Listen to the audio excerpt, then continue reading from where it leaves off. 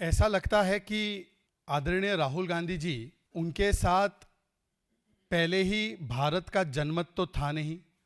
95 elections तो वो हारे ही थे, पर जनमत के साथ साथ अब संगत और जनपद का भी साथ छूटता नजर आ रहा है।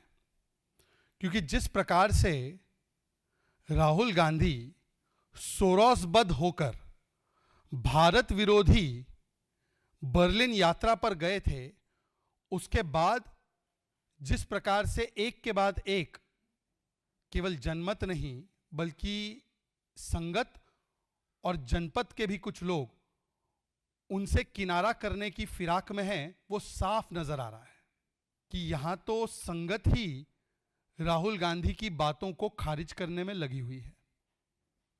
सबसे पहले राहुल गांधी जो बिहार में वोट चोरी कहते हैं, शशि थरूर जी तो कहकर आ गए कि भाई बिहार में पिछले 20 वर्षों में एनडीए की सरकार ने बहुत अच्छा काम किया है। मतलब कि उन्होंने राहुल गांधी के वोट चोरी के इस नैरेटिव को, इस एच बॉम्ब को पूरी तरह से डिफ्यूज कर दिया। फिर राहुल गांधी के एक और साथी है, लेफ्ट के सांसद जॉन ब्रिटास। और जॉन ब्रिटास साहब जो काफी चर्चित भी रहते हैं, काफी मुखर भी रहते हैं, वो कहते हैं कि राहुल गांधी को पार्लियामेंट छोड़कर विदेश नहीं जाना चाहिए था। उन्होंने तो और भी बड़ी बात का डिस्क्लोजर कर दिया कि केवल लेफ्ट पार्टी ही नहीं बल्कि डीएमके भी राहुल गांधी की इस भारत बदनामी यात्रा के खिलाफ थी। और उन्होंने कहा कि राहुल गांधी जो है वो अपने काम को सीरियसली नहीं लेते। और यह बात खत्म हुई ही थी तो कांग्रेस पार्टी के एक और सांसद इमरान मसूद आ गए, और इमरान मसूद ने तो साफ साफ कह दिया कि अब उनको राहुल गांधी पर कोई भरोसा नहीं बचा है। अब राहुल हटाओ, प्रियंका जी को लाओ।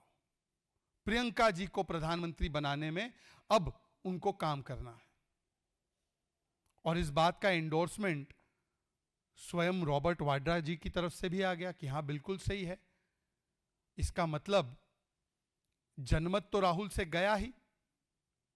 लेफ्ट से लेकर ओमर अब्दुल्ला जिन्होंने राहुल गांधी की बातों को खारिज किया, सुप्रिया सुळे, समाजवादी पार्टी, तृणमूल कांग्रेस जो राहुल गांधी की सारी बातों को खारिज करती है, तो संगत तो गया ही। पर अब तो जनपद में भी प्रॉब्लम है। राहुल गांधी को ना अब जनमत हासिल है, ना संगत हासिल है, ना समर्थन जनपद हासिल है।